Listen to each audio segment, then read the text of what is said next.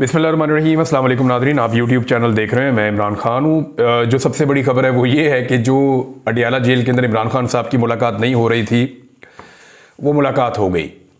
और वो मुलाकात भी हुई छुट्टी के दिन, एतवार वाले दिन। यानी ऐसा लगता है कि इस हुकूमत को ये एस्टेब्लिशमेंट बार बार ये बावर करवाना चाहती है कि तुम्हारी औकात कुछ नहीं है।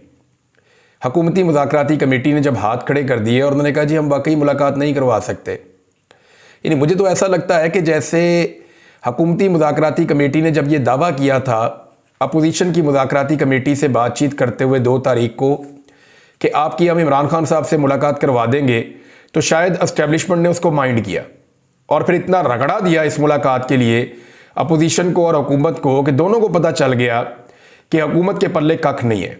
यानी ये बात अब अपोजिशन को भी पता चल गई है कि ये हुकूमत कुछ नहीं बेचती, इनके पल्ले कख नहीं है, ना ये मुज़ाकरात के नतीजे में कोई एक छोटी सी चीज़ मनवा सकते हैं, ना इनकी कोई सियासी हैसियत है, ना इक़्तिदार में इनका कोई हिस्सा है, तो इनकी औकात कोई नहीं है। ये बात अपोजिशन को पता चल गई है। दूसरा, इस अमल से ये भी हुकूमत को बता दिया गया कि जनाब आप टके टोकरी है, आपकी कोई औकात नहीं है। चाहे मरीम नवाज़ कहें कि मैं जेल के अंदर हीटर भी बंद कर सकती हूँ और खाना भी बंद कर सकती हूँ, लेकिन औकात इन लोगों की कुछ नहीं है। और जिस वक्त एस्टेब्लिशमेंट को समझ आई कि अब इमरान खान साहब की मुलाकात करवाना ज़रूरी है, तो फिर एतवार वाले दिन दरवाजे खुल गए दोबारा से जेल के, जो दरवाजे नहीं खुल रहे थे पिछले पूरे हफ्ते में। ये मुलाकात हो सकती थी ना। यानी पूरा हफ्ता ये कोशिश की गई कि किसी तरह इमरान खान साहब के मौक़िफ़ को बदला जाए, और अब उनके ऊपर जो है वो अलकादर यूनिवर्सिटी वाले केस की तलवार लटका कर, यानी सबने धमकियां लगाई कि 10 साल सज़ा हो जाएगी, कोई कहता है जी 14 साल सज़ा हो जाएगी। तो जो लोग इमरान खान साहब को मिले उन्होंने कहा इमरान खान ने इसकी परवाह ही नहीं की, इसके ऊपर बात ही नहीं की। और जब इसकी बात हुई उन्होंने कहा ठीक है, जैसे बाकी सजाएं दी हैं ये भी सजाएं दे लें, कोई फर्क नहीं पड़ता इससे। यानी जिस चीज़ को इमरान खान साहब के लिए बतौर खौफ इस्तेमाल किया जाता है, इमरान खान साहब उसकी तरफ तवज्जो ही नहीं करते, उसको इग्नोर करते हैं कि ऐसी कोई चीज़ ही नहीं है और इसकी फिक्र ना करो, तुम अपनी बात करो जो बात करने के लिए आए हो। तो हुआ ये जनाब कि रात को 2 बजे, यानी एतवार की रात, हफ्ते और एतवार की जो दरमियानी शब है, रात को 2 बजे के करीब पाकिस्तान तहरीक इंसाफ के लोगों से रब्ता किया गया और उन्हें इन्फॉर्म किया गया कि जनाब इमरान खान साहब से आपकी मुलाकात है, तो कल आपने बराए मेहरबानी अडियाला जेल में एतवार वाले दिन, छुट्टी वाले दिन, इन्होंने पूछा छुट्टी वाले दिन, छुट्टी वाले दिन ही आ जाइए, आपकी मुलाकात है इमरान खान साहब से। तो अब क्योंकि आपको पता है आजकल धुंधों वाले दिन है और रस्तों में धुंध भी होती है, उसकी वजह से हामिद खान साहब नहीं पहुंच सके। पूरी कोशिश की सलमान अकरम राजा साहब ने, वो इस्लामाबाद में तो एंटर हो गए लेकिन मुलाकात तब तक ख़त्म हो चुकी थी, वो भी नहीं पहुंच पाए क्योंकि धुंध की वजह से आपको दूर से आना हो तो आप, सड़कें उस तरह खुली हुई नहीं होती ना, आप वैसे वो ट्रैवल कर सकते हैं, तो गाड़ी भी आप तेज़ नहीं चला सकते, तो रिस्क तो रहता है। तो जो मुझे बताया पाकिस्तान तहरीक इंसाफ के लोगों ने कि धुंध की वजह से हमारे 2 लोग उस मीटिंग के अंदर शामिल नहीं हुए। लेकिन सबसे पहले उन्होंने कहा जी कि अली अमीन गंडापुर वज़ीर आला खैबर पख्तूनख्वा पहुंचे, उनके लिए एतवार वाले दिन अडियाला जेल का दरवाज़ा खोला गया और हुकूमत जो है वो सांपों के ऊपर लौट रही थी, हुकूमत जो है वो अंगारों के ऊपर बैठी हुई है कि जनाब हमने पूरा जोर लगा कर देख लिया, हम इमरान खान की 10 मिनट की मुलाकात नहीं करवा सके, और जिस वक्त हमारी बस हो गई तो ये मुलाकात जो है वो अब करवा दी गई है। तो इसमें हुकूमत बेचारी की बेबसी भी आपके सामने आ गई। गंडापुर साहब से कोई आधा घंटा मुलाकात हुई, उसके बाद पाकिस्तान तहरीक इंसाफ के लोग पहुंचना शुरू हो गए और बाकी लोग पहुंच गए।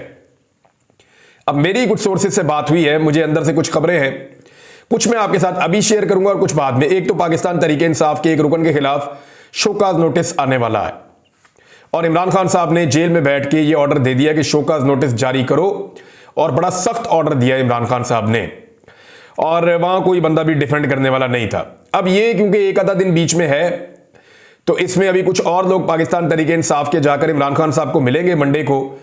तो अगर इमरान खान साहब ने अपना फैसला ना बदला तो शोकाज नोटिस तो आएगा, तो उसके बाद मैं आपको सारी तफसीलात बताऊंगा। मुझे कुछ चीज़ें और भी पता चली है कि इस शोकाज नोटिस पे जब बहस हुई तो क्या चीज़ें डिस्कस हुई और किसने क्या कहा और किसने क्या जवाब दिया, और इमरान खान साहब का इसके ऊपर फिर क्या कहना था और उनका मौक़िफ़ क्या है इस सारे मामले को, शोकाज नोटिस को लेकर। बहरहाल ये तो एक चीज़ है उनकी पार्टी की इंटरनल। अब इमरान खान साहब ने जो है वो ये कहा कि जो तीसरी मीटिंग होने जा रही है हुकूमत के साथ, इस मीटिंग में हुकूमत को तहरीरी तौर पे आप दे दें और जुडिशल कमीशन की डिमांड के ऊपर, यानी ये वो वाहिद चीज़ है जिस पे इमरान खान साहब आकर डट गए जी हमें नहीं निकालते, जेलों से ना निकालें, और जेलों के अंदर अगर कारकुनों को और टाइम गुजारना भी पड़ता है तो कोई नहीं, हम फेस कर लेंगे। लेकिन जो कत्लेआम हुआ पाकिस्तान तहरीक इंसाफ के लोगों का, चाहे वो 9 मई को हुआ हो, चाहे वो 26 नवंबर को हुआ हो। 9 मई के बाद तो मैं गायब हो गया था नाज़रीन, मुझे तो पता ही नहीं था कि बाहर क्या हुआ, किस तरह हुआ। मुझे तो 142 दिन एजेंसियों ने अपनी तहवील में रखा, तो इस बीच में मुझे आइडिया नहीं था कौन पकड़ा गया, कौन छूट गया, किस तरीके से मामला चले। तो ये तफसीलात जब मैंने देखी और जब मैंने डाटा देखा और उन लोगों तक एक्सेस की कि जो लोग उस दिन कत्ल हो गए थे, जिन लोगों को उस दिन शहीद किया गया था पाकिस्तान तहरीक इंसाफ के, वो भी अच्छा खासा नंबर था। और अब 26 नवंबर को जो कत्लेआम हुआ उसका तो मैं खुद विटनेस हूं, मैंने सारी चीज़ें खुद रिपोर्ट की हैं, देखी हैं, सारा मीडिया देखा है, सोशल मीडिया देखा है, लोगों से राब्ते किए हैं, लोगों से मुलाकातें भी मेरी हुई हैं। तो ये तो बड़ा क्लियर है। अब इमरान खान साहब इन दोनों के ऊपर जो जुडिशल कमीशन है इस मामले से तो बिल्कुल पीछे हटने वाले नहीं है। उन्होंने कहा ठीक है जी, मुज़ाकरात आगे बढ़ते रहेंगे। ये तकरीबन कोई 35 से 40 मिनट की मुलाकात हुई है जिसमें सारे लोग बैठे हुए थे। उससे पहले वज़ीर आला खैबर पख्तूनख्वा की आधे घंटे की अलग मुलाकात हुई है। तो इमरान खान साहब ने जो 2-4 इंस्ट्रक्शन दिए, एक तो उन्होंने कहा जी कि इसके ऊपर उन्हें कहें जी कि अब आप तैयारी कर लें कि आपने जुडिशल कमीशन बनाना है, और फाइनली उनको बता दें कि तीसरी मुलाकात के बाद उन्होंने जुडिशल कमीशन अब बनाना है, और अगर वो ये नहीं बनाते या वो इस तरफ नहीं आते तो फिर मुज़ाकरात फारिग हैं। ये इमरान खान साहब ने क्लियरली कह दिया है। और इसके बाद जो है इमरान खान साहब ने यह भी कहा कि जो बैरून मुल्क है उससे कोई किसी किस्म की कोई उम्मीद ना रखे। यानी ये हमारा मकसद नहीं है कि हम किसी बैरूनी मुदाखलत के नतीजे में कोई चीज़ हासिल करने की कोशिश करें। हाँ, इंसानी हुकूक के हवाले से हम आलमी सतह पर आवाज़ उठाएंगे, पाकिस्तान के अंदर भी आवाज़ उठाएंगे। ह्यूमन राइट्स का मामला हो, इंसानी हुकूक का मामला हो, तो वो क्योंकि पूरी दुनिया का मसला होता है, तो इसके ऊपर हमारे पास कोई और रास्ता नहीं है, हम खुलकर और ज़ोरदार तरीके से आवाज़ उठाएंगे। लेकिन पाकिस्तान के अंदर जो फैसले होंगे वो पाकिस्तानी ही करेंगे। अवाम ने अपना फैसला दे दिया था, मैंडेट की सूरत में वो तस्लीम करना पड़ेगा पाकिस्तान के निज़ाम को। नंबर 2, पाकिस्तानी अपना फैसला खुद मनवाएंगे और हम अपना फैसला मनवाएंगे। और इस हवाले से इमरान खान साहब ने पार्टी को अहकामात दिए हैं कि बड़े मोहतात बयानात दिए जाएं और किसी से कोई मदद की उम्मीद भी ना रखे और किसी पर भरोसा भी ना करें, अपने बाजुओं पर, अपनी पार्टी पे और पाकिस्तानियों पे भरोसा करें। ये इमरान खान साहब ने बड़ा कैटेगोरिकली अपने लोगों को वहां पे कहा। और इस हवाले से वहां पे उन्हें मशवरा दिया गया इमरान खान साहब को, एक शख्स की जानिब से जो मुज़ाकराती कमेटी का मेंबर है, उन्होंने कहा जी क्यों ना हम इसमें जो है वो इन मामलात के ऊपर स्पेसिफाई कर दें कि ये बंदे बात करेंगे और सब इसके ऊपर बात नहीं करेंगे। तो इस पे भी राय जो है इसको इमरान खान साहब ने सराहा और बाकी लोगों ने कहा ठीक है, हम इसके ऊपर ये देख लेते हैं कि ख़ास तौर पे जो खारजी मामलात हैं, जो बैरूनी दुनिया से कोई प्रेशर आ रहा है, उसमें हमने क्या स्ट्रेटेजी बनानी है, वो पार्टी फिर उस पर डिसाइड करेगी। और जो ख़ास लोग हैं जो इन चीज़ों को समझते हैं वही इस पर बात करेंगे। मिसाल के तौर पर जब पाकिस्तान पर अभी मिसाइल प्रोग्राम पर पाबंदियाँ लगी तो उसमें पाकिस्तान तहरीक इंसाफ ने स्ट्रेट अवे विद इन 1 घंटा, यानी जैसे ही ये खबर आई 1 घंटे के अंदर अंदर पाकिस्तान तहरीक इंसाफ ने इसकी मजम्मत की और इस पर पाकिस्तान के साथ खड़ी हो गई। उन्होंने कहा जी अमेरिका ने पाबंदियां गलत लगा दी। हालांकि इस वक्त सारी दुनिया ये समझ रही है शायद पाकिस्तान तहरीक इंसाफ को अमेरिका से कोई उम्मीद लगी हुई है, लेकिन ये हुकूमत अभी तक उन पाबंदियों के ऊपर मजम्मत नहीं कर सकी। यानी शहबाज शरीफ का मुंह बंद है, नवाज शरीफ का मुंह बंद है, मरियम नवाज का मुंह बंद है, ख्वाजा आसिफ का मुंह बंद है, बाकी जितने लोग हैं PMLN के, पीपल्स पार्टी के बड़े लोग हैं, इनके मुंह बंद हैं। खुलकर इन्होंने अमेरिका की मुखालफत नहीं की उन पाबंदियों के बाद। लेकिन पाकिस्तान तहरीक इंसाफ ने, जिसको पंजाबी में कहते हैं पैंदी सट्टई, यानी जैसे ही हुआ वैसे ही पाकिस्तान तहरीक इंसाफ ने उसकी मुखालफत की और इस बात की परवाह नहीं की कि इसमें अमेरिका क्या सोचेगा या उनके तासुरात क्या बनेंगे। उन्होंने कहा नहीं जी, मुल्की मफाद का मामला है। ओवरसीज पाकिस्तानियों से जब मैं बात करता हूं कि आप जो कर रहे हैं इससे पाकिस्तान को क्या नुकसान हो सकता है, तो वो कहते हैं जी इतना सा नुकसान भी पाकिस्तान को हम नहीं होने देंगे। जब हम अपने मुतालबात लेकर जाते हैं या अपनी चीजें सामने रखते हैं मगरबी ममालिक के या उनके हुक्मरानों के या अक़वाम मुत्तहिदा के या इंसानी हुकूक की तंजीमों के या उनकी कांग्रेस के या उनकी पार्लियामेंट के, जब अपनी चीजें हम उनके सामने रखते हैं तो हम इस बात पे जोर देते हैं कि ये पाकिस्तान ने नहीं किया और पाकिस्तान की रियासत इसके लिए रिस्पॉन्सिबल नहीं है। हाँ, चंद लोग हैं जिन्होंने रियासती ताकत को इस्तेमाल करके जुल्म, जबर और फस्तायत का बाजार गर्म किया और इंसानी हुकूक की धज्जियां उड़ा दी और कत्लेआम किया पाकिस्तान में 2 मरतबा। तो उनके खिलाफ कार्रवाई की जाए, पाकिस्तान के खिलाफ कार्रवाई ना की जाए। ये ओवरसीज पाकिस्तानी कहते हैं बार बार।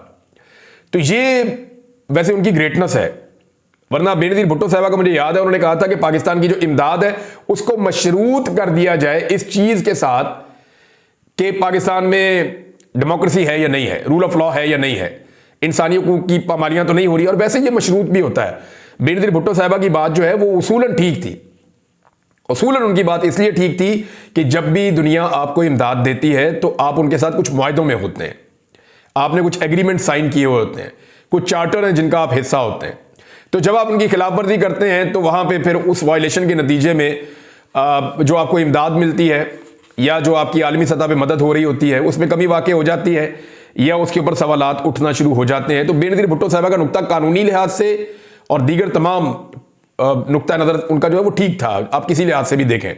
लेकिन पाकिस्तान तहरीक इंसाफ उस नहज पे नहीं गई। वो ये कहते हैं जी जिन बंदों ने किया ना, जो जिम्मेदार हैं, वो बताते हैं, नाम लेते हैं, बल्कि अभी उन्होंने नाम लिया फौजी की आदत का जो मौजूदा है, जो पहले वाली है उनका भी नाम लिया। इसके अलावा उन्होंने IG का लिया, IG इस्लामाबाद का लिया, IG पंजाब का लिया, मरियम नवाज का लिया। उन्होंने कहा जी कि इसमें मुझे जो बताया उन्होंने शहबाज शरीफ के बारे में, वज़ीर दाखिला, वज़ीर दिफा, वज़ीर इतलात, इनके बारे में उन्होंने कहा जी इन लोगों ने तो बाकायदा वार्निंग दे के बंदे मारे हैं। कादी फायद ईसा के बारे में जब मैंने कल ये बात की तो मुझे बहुत सारे लोगों ने राब्ता करके कहा जी बिल्कुल आपने दुरुस्त निशानदेही की है, कादी फायद ईसा साहब को हम बिल्कुल नहीं भुला सकते, उनको इन सारी चीज़ों के अंदर हम शामिल रखेंगे कि जुल्म और बर्बरियत जितनी पाकिस्तान में हुई है उसमें सहूलतकारी का किरदार अदा किया गया है कादी फायद ईसा साहब की जानिब से। अभी नाज़रीन एक और डेवलपमेंट है और वो एतवार वाले दिन होती है, उस वक्त जब एक तो देखें ना, इमरान खान साहब की एतवार वाले दिन मुलाकात करवाई तो ये एस्टेब्लिशमेंट के बगैर तो हो नहीं सकता। एतवार को नहीं खुलती होती जेल, ये मैं आपको बिल्कुल क्लियरली बता दूं। IG जेल खाना जात आ सकता है, जेल खाना जात का मिनिस्टर आ सकता है, अदरवाइज जेल नहीं खुलती होती एतवार वाले दिन। ये जेल के मैनुअल, इसके उसूलों के खिलाफ है। इरफान सिद्दीकी ने क्या कहा था, उन्होंने कहा जी जेल मैनुअल के खिलाफ तो हम PTI की मुलाकात नहीं करवा सकते, तो एतवार वाले दिन तो मैनुअल में मुलाकात है ही नहीं कहीं पे भी। तो ये उनको एक्चुअली जो ये समझना पड़ेगा ना, पाकिस्तान की पॉलिटिकल पार्टीज को भी, PMLN को समझना पड़ेगा कि उनको कितनी जिल्लत मिल रही है इस सारे के अंदर। इरफान सिद्दीकी साहब एक सीनियर सहाफी भी रहे हैं, नवाज शरीफ के सीनियर करीबी साथियों में से हैं। अब उनको कितनी शर्मिंदगी होगी, उन्होंने अपने मुंह से खुद कहा कि जी जेल मैनुअल के खिलाफ हम मुलाकात नहीं करवा सकते, एतवार वाले दिन मुलाकात करवा दी। अब ये कौन सा जेल मैनुअल है? तो एक्चुअली उनको ये पैगाम दिया जा रहा है कि आप लोगों की औकात कोई नहीं है। तो इस बात को समझें, सारे मिलकर बैठें और जो बार बार सियासतदानों की औकात को जीरो करने वाली एस्टेब्लिशमेंट है उसको उसके असल किरदार के अंदर भेजें और आप सारे मिलकर किसी तरह पाकिस्तान को मिलिट्री एस्टेब्लिशमेंट के चुंगल से आजाद करवा दें। आप जब डेमोक्रेसी होगी ना, ये मुल्क बिल्कुल ठीक हो जाएगा। आप यानी इख्तलाफात तो रहते हैं ना, इख्तलाफात तो खत्म कभी भी नहीं होते और वो हमेशा रहेंगे भी। लेकिन अगर कोई चोर उचक्का है, कोई लुटेरा है, कोई बेईमान है, आप ये समझते हैं, लेकिन फिर भी अगर सारे मिलकर बैठ जाएं और पाकिस्तान के लिए एक अच्छा काम कर दें तो वो यही हो सकता है कि आप एस्टेब्लिशमेंट का सियासत में से रोल खत्म कर दें। इसमें जनाब एक स्टेटमेंट आया है फैसल वाडा का, उसमें उन्होंने दावा किया है। अच्छा देखें, फैसल वाडा को कैसे पता कि 190 बिलियन पाउंड वाला जो केस है उसमें इमरान खान साहब को सजा हो जाएगी? फैसल वाडा साहब ने बड़ा क्लियरली दावा किया है और बड़ा स्टेट अवे उन्होंने कहा जी इमरान खान को इसमें सजा हो जाएगी, ये जो अलकादर यूनिवर्सिटी वाला केस है, और ज़रूर सजा होगी। और बल्कि वो ड्यूरेशन भी बताते हैं कि इमरान खान साहब को इतनी सजा कम से कम हो जाएगी। कई जो एस्टेब्लिशमेंट के करीबी ज़राए हैं, यानी चाहे वो सहाफ़ी हैं चाहे वो सियासतदान हैं, वो साफ बता रहे हैं, को कहता है 10 साल सजा होगी, को कह रहा है 14 साल सजा होगी, लेकिन इमरान खान को सजा हो जाएगी। मामला यह है कि अब कल सजा सुनाई जाएगी, ये कहा जा रहा है।